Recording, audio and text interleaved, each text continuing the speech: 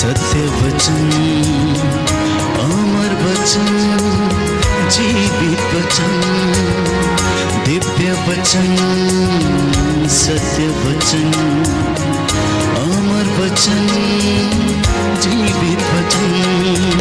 साई दा बामा बनी दा बामा बगरे रे सा नी रे सा नी रे सा नी रे सा नी रे सा। दिव्य वचन, सत्य वचन, अमर वचन, जीवित वचन, दिव्य वचन, दिव्य वचन।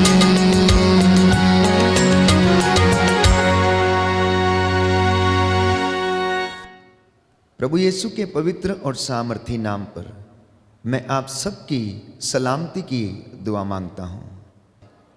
जो वचन आज हम सुन रहे हैं, ये वचन आपके जीवन में उद्धार लाए, आपके परिवार की मुक्ति का कारण बन जाए। बाइबल हमें बताती है कि प्रभु ने कहा कि मेरे शब्द आत्मा और जीवन है, जो कोई मुझ में विश्वास करते हुए जीता है वो कभी भी नहीं मरेगा। आज मैं आप लोगों के साथ एक ऐसे विषय पर मनन चिंतन करना चाहता हूं जो कि बहुत ही ज़्यादा महत्वपूर्ण है। हम देखते हैं कि हमारे घर नहीं है, हमारे मकान हम लोगों ने बनाए हैं परंतु अभी तक वह घर नहीं बने हैं। हमारे घर टूटे हुए हैं, हमारे घर बिखरे हुए हैं, हमारे घरों में बहुत सी निराशा है, बहुत सारी समस्याएं हैं, बहुत सारी चिंताओं से होकर इंसान गुजर रहा है। और घर, प्यारे भाइयों और बहनों, अशांति से भरा हुआ है। तो इसके संबंध में प्रभु का वचन ये कहता है कि तुम प्रभु का घर बनाओ और प्रभु आपका घर बनाएगा। आज का ये वचन इस विषय पर आधारित है कि आप प्रभु का घर बनाएं और प्रभु आपका घर बनाएगा। प्रियजनों, अपने चारों ओर दृष्टि दौड़ाकर देखें कि आखिर इंसान के जीवन में इतना कष्ट, इतना दुख और इतनी चिंता क्यों है? क्यों उसके जीवन में विपत्तियां हैं? क्यों उसके जीवन में तंगियां हैं? और क्यों उसका जीवन हमेशा दुखों से घिरा रहता है? तो बाइबल हमें बताती है, यशायाह नबी के ग्रंथ अध्याय 59 पद संख्या 1 में, कि इंसान की विपत्तियों का मूल कारण अधर्म है। इंसान की विपत्तियों का मूल कारण अधर्म है। अर्थात जब इंसान ईश्वर के मार्गों को छोड़कर अपने रास्तों पर आगे बढ़ता है, वो अधर्म के रास्ते अपना लेता है, तो उसके जीवन में शांति नहीं रहती। क्योंकि धर्म तो हमें शांति, न्याय और प्रेम सिखाता है। वो सत्य के मार्ग पर चलने के लिए हमें समझाता है। प्रभु का वचन हमारा मार्ग प्रशस्त करता है और हमारा पथ आलोकित करता है। तो विपत्तियों का मूल कारण प्रभु की अवज्ञा है। विपत्तियों का मूल कारण प्रभु की अवज्ञा है। कहने का तात्पर्य यह है कि प्रभु की आज्ञाओं का पालन नहीं करने से इंसान विपत्तियों में घिर जाता है, दुखों में घिर जाता है। इंसान के जीवन में दुखों का जो मुख्य कारण है, प्यारे भाइयों और बहनों, वो इस सांसारिक चीज़ों पर आसक्ति है। धन और माया मोह पर आसक्ति के कारण दुख और कष्ट जीवन में आता है। इसलिए प्रभु ये कहता है कि प्रभु का दिन पवित्र रखो। जब हम उसका दिन पवित्र नहीं रखते तो स्वाभाविक है कि हम उसके रास्ते से भटक जाते हैं और उसकी कृपाओं से वंचित हो जाते हैं।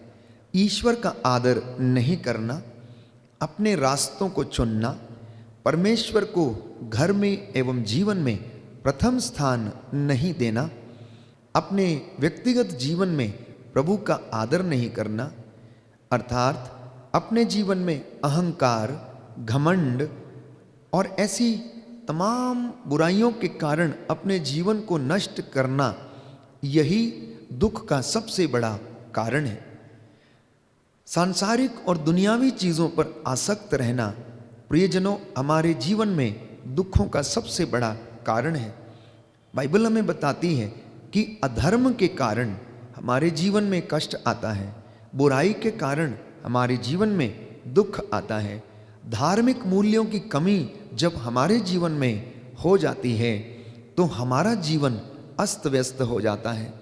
जब हमारे जीवन से, हमारे परिवार से प्रार्थनामय माहौल दूर हो जाता है या फिर हम अपने आप को प्रार्थना से अलग कर लेते हैं तो हमारे जीवन में कष्ट आने शुरू हो जाते हैं। तो इस संबंध में हग्गाई नबी अध्याय 1 पद संख्या 4 में कहता है कि जब यह मंदिर टूटा फूटा पड़ा है तो क्या यह तुम्हारे लिए आच्छादित घरों में रहने का समय है? इसलिए विश्वमंडल का प्रभु ये कहता है कि तुम अपनी स्थिति पर विचार करो। तुमने बहुत बोया किंतु कम लुनते हो, तुम खाते हो किंतु तुम्हें तृप्ति नहीं मिलती, तुम पीते हो किंतु तुम्हारी प्यास नहीं बुझती, तुम कपड़े पहनते हो किंतु तुम्हारा शरीर गर्म नहीं होता, और मजदूर अपना वेतन पाता है किंतु वह उसे छेद वाली थैली में डालता है। हम में से कितने लोगों की ये दशा है कि हम खाते हैं, हमारी भूख नहीं मिटती, हम कमाते हैं परंतु हमारे घर में वो रुकता नहीं।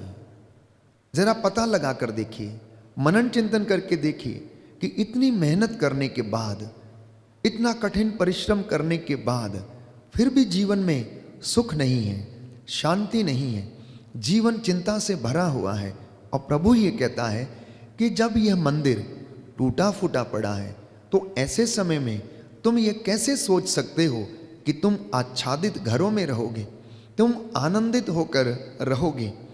इसलिए संत पौलुस याद दिलाता है कुरिन्थियों के पहले पत्र अध्याय 3 पद संख्या 16 में, क्या आप नहीं जानते कि आपका शरीर पवित्र आत्मा का मंदिर है? क्या आप नहीं जानते कि आपका शरीर पवित्र आत्मा का मंदिर है? प्रियजनों, परमेश्वर अपेक्षा करता है कि यह शरीर रूपी मंदिर जिसमें पवित्र आत्मा का निवास है। प्रियजनों, आज परिवारों में जो अशांति है, व्यक्तिगत रूप से जो बेचैनी है, उनका सबसे मुख्य कारण ये है कि ये शरीर रूपी मंदिर अस्त व्यस्त हुआ पड़ा है, ये अपवित्र है। इसकी वजह से इसमें शांति नहीं है और कृपा नहीं है। हम प्रभु की महिमा से वंचित हुए पड़े हैं। इसलिए नबी सफन्या अपने ग्रंथ अध्याय 2 पद संख्या 3 में कहता है कि ओ प्रभु के आदेशों पर चलने वालों, तुम लोग पवित्रता की और विनम्रता की साधना करो। प्रभु का वचन कहता है कि तुम लोग पवित्रता और विनम्रता की साधना करो। जब तक व्यक्ति अपने जीवन में पवित्रता की साधना नहीं करता, जब तक वह विनम्र नहीं बनता, जब तक उसका परिवार विनम्र नहीं बनता, पवित्रता की साधना नहीं करता, तब तक वह ईश्वर के योग्य नहीं ठहरता। तो अगर हम ऐसा नहीं करते तो प्रभु का दिन, जो विषाद का दिन है, कहता है कि हम पर टूट पड़ेगा और हम लोग तहस नहस हो जाएंगे। प्रभु का क्रोध हमारे जीवन पर भड़क उठेगा। इसलिए संत पौलुस कहता है कि ये दिन बुरे हैं, इसलिए आप इन बुरे दिनों में परमेश्वर के साथ जुड़े रहें।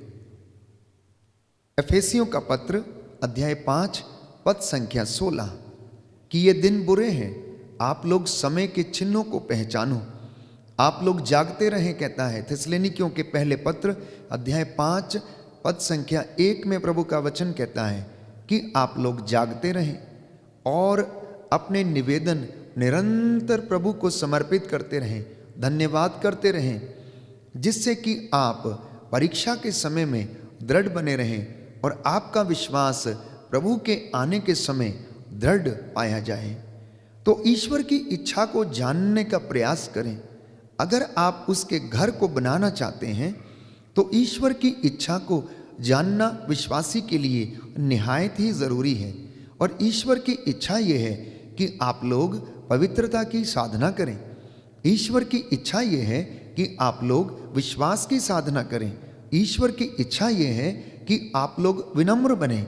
ईश्वर की इच्छा ये है कि आप लोग पवित्र बने, क्योंकि प्रभु ये कहता है, मैं तुम्हारा स्वर्गीय पिता पवित्र हूँ, तुम मेरे लिए पवित्र बनो। संत पौलुस कहता है अफेसियों को लिखते हुए अध्याय 4 पद संख्या 18 में, बेकार की बातों की चिंता ना किया करें। आज दुनिया में बहुत सारे विश्वासी बेकार की बातों की चिंता में रहते हैं। तिमोथी के पत्र में पढ़ते हैं, जो बेकार की बातों की चिंता करता है, जो व्यर्थ ही बकवाद करता है, जो व्यर्थ की बातों में लगा रहता है, चुगलीखोरी में लगा रहता है, वो बहुत जल्दी अपना विश्वास खो बैठता है, वो बहुत जल्दी ईश्वर से दूर चला जाता है। इसलिए संत पौलुस हिदायत देता है कि अगर आप प्रभु का घर बनाना चाहते हैं तो आप प्रभु के लिए पवित्र बने। और कहता है बेकार की बातों की चिंता मत किया करें, क्योंकि इन तमाम बातों की चिंता गैर यहूदी करते हैं, जो परमेश्वर को नहीं जानते, जिन्होंने उसके विषय में नहीं सुना है।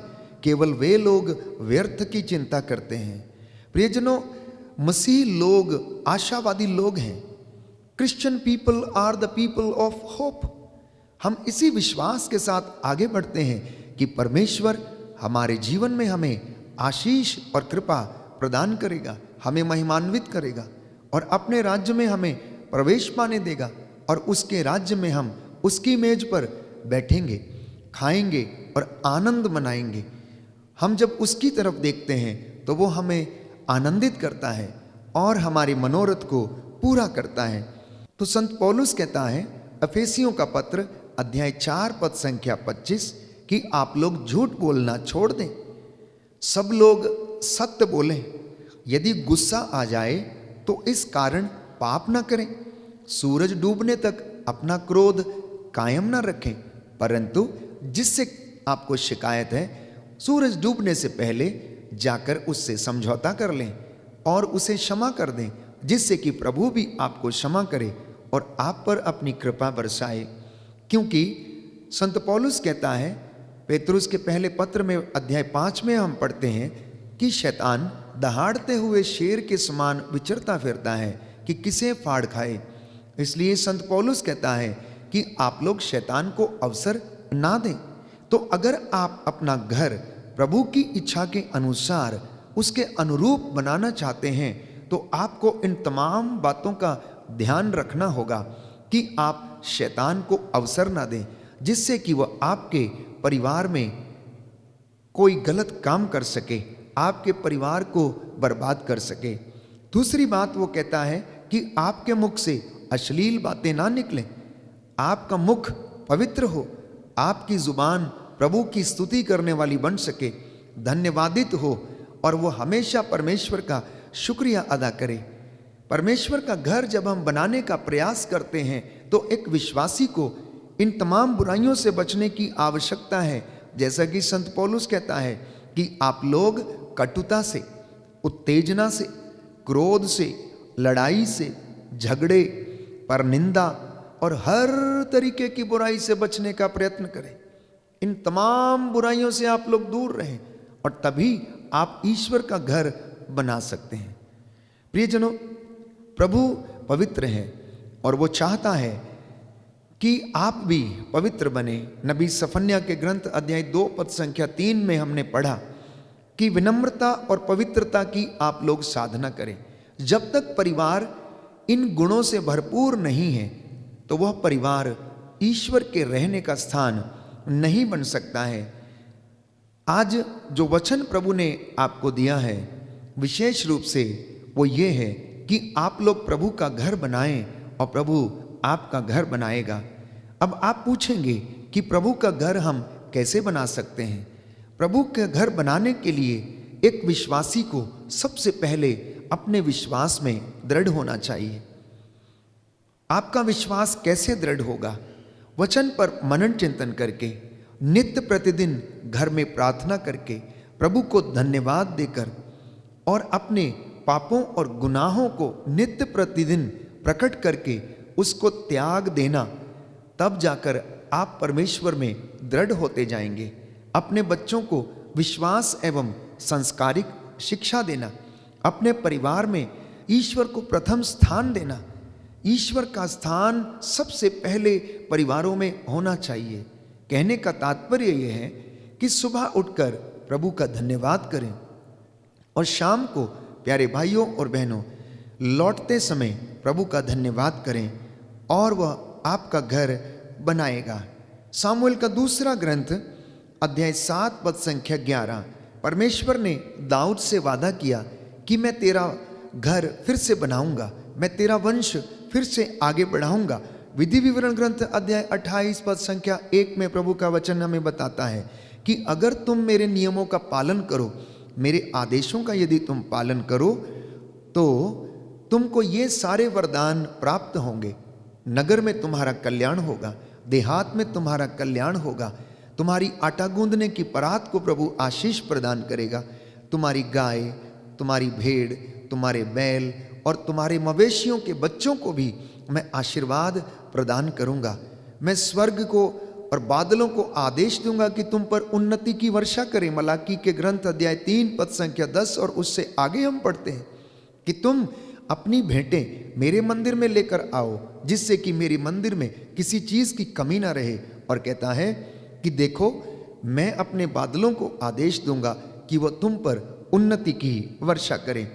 प्रभु का वचन कहता है यशायाह नबी का ग्रंथ अध्याय 65 पद संख्या 17 से लेकर 24 तक कि परमेश्वर फिर से एक नए आकाश की सृष्टि करेगा, फिर से वो आपका घर बनाएगा, फिर से वो एक ऐसे राष्ट्र का निर्माण करेगा जिसमें उसकी प्रजा उसका धन्यवाद करती जाए, विनम्रता और पवित्रता की साधना करती जाए।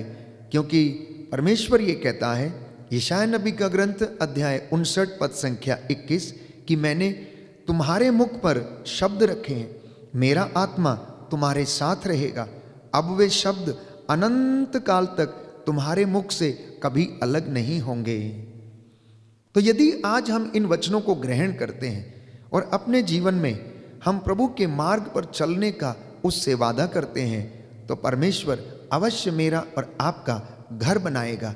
इसलिए प्रियजनों, सबसे पहले अपने मन, अपनी आत्मा और अपने शरीर को पवित्रता में लाने का पूरा पूरा प्रयास करें।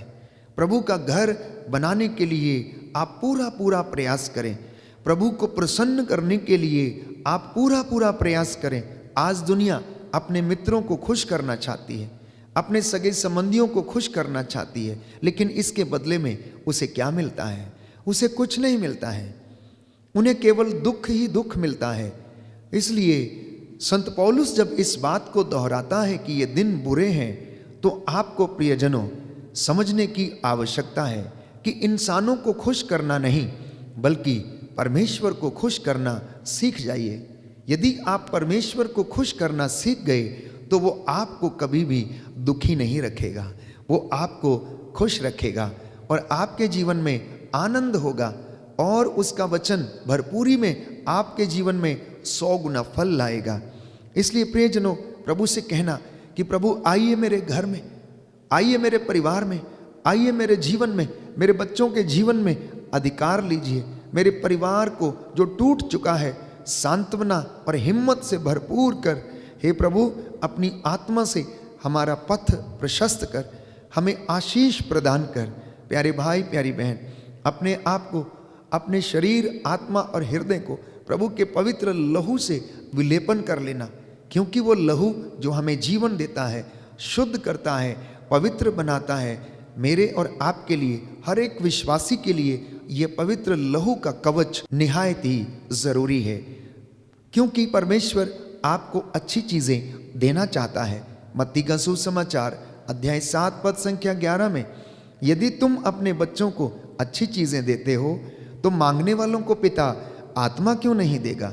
इस वचन से हमें पता चलता है कि परमेश्वर हमारे विषय में क्या सोचते हैं, क्या कहते हैं, उनकी क्या योजनाएं हैं। कहता है यदि तुम अपने बच्चे को बुरा होने पर भी अच्छी चीजें सहज ही देते हो तो तुम्हारा पिता जो स्वर्ग में विराजमान है मांगने पर तुम्हें आत्मा क्यों नहीं प्रदान करेगा। तो परमेश्वर ने सब मनुष्यों को एक अच्छा और सिद्ध व्यक्ति बनाया है। मैं और आप उससे दूर चले जाते हैं। उपदेशक ग्रंथ अध्याय 7 पद संख्या 29। परमेश्वर चाहता है कि हम सिद्ध बने और उसकी हुजूरी में हम आगे बढ़ते जाएं, पर कुछ समय के बाद सब पीढ़ियां समाप्त हो गईं और वे बुरे बनते गए। परमेश्वर ने हर एक मनुष्य को सिद्ध बनाया, अच्छा बनाया, पवित्र बनाया, लेकिन जैसे जैसे पीढ़ियां समाप्त होती गईं वैसे वैसे लोग बुरे बनते गए। मार्कुस का सुसमाचार अध्याय 22 पद संख्या 23 वचन हमें बताता है कि मनुष्य के हृदय से अच्छे और बुरे विचार दोनों ही निकलते हैं। अब मनन चिंतन का विषय यह है कि आप अपने अंदर झांक कर देखिए कि मेरे इस शरीर रूपी मंदिर से कौन सी चीज निकलती है। क्या यहाँ से आशीर्वाद निकलता है या बुराई निकलती है? क्या यहाँ से नफरत उत्पन्न होती है या यहाँ से प्यार निकलता है? क्या यहाँ से लोगों की सेवा करने का भाव निकलता है या लोगों का शोषण करने का भाव निकलता है? आज इंसान को ये पता लगाने की आवश्यकता है कि क्या इंसान का हृदय परमेश्वर का मंदिर है या फिर शैतान का कारखाना है। ये अत्यंत ही आवश्यक है, क्योंकि जब तक आप इस बात से अवगत नहीं हैं तब तक प्यारे भाइयों और बहनों हमारे लिए यह संभव नहीं कि हम परमेश्वर के लिए घर बना सकें, उसे प्रसन्न कर सकें और उसकी शांति हमारे जीवन में विराजमान हो जाए। इसलिए प्यारे भाइयों और बहनों आज का ये वचन जिसे हमने सुना है हमारे जीवन में और परिवार में 100 गुना फल लाए। मैं पुनः एक बार दोहराना चाहूँगा कि आप लोग परमेश्वर का घर बनाएं जिससे कि परमेश्वर आपका घर बना सके। आप लोग परमेश्वर का आदर करें, अपने घर में उसको प्रथम स्थान दें और वो आपका आदर करेगा। लेकिन जो उसको तुच्छ मानता है परमेश्वर भी उसे तुच्छ जानता है। आइए हम प्रार्थना करें, आज का वचन हमारे जीवन में 100 गुना फल लाए। आमीन।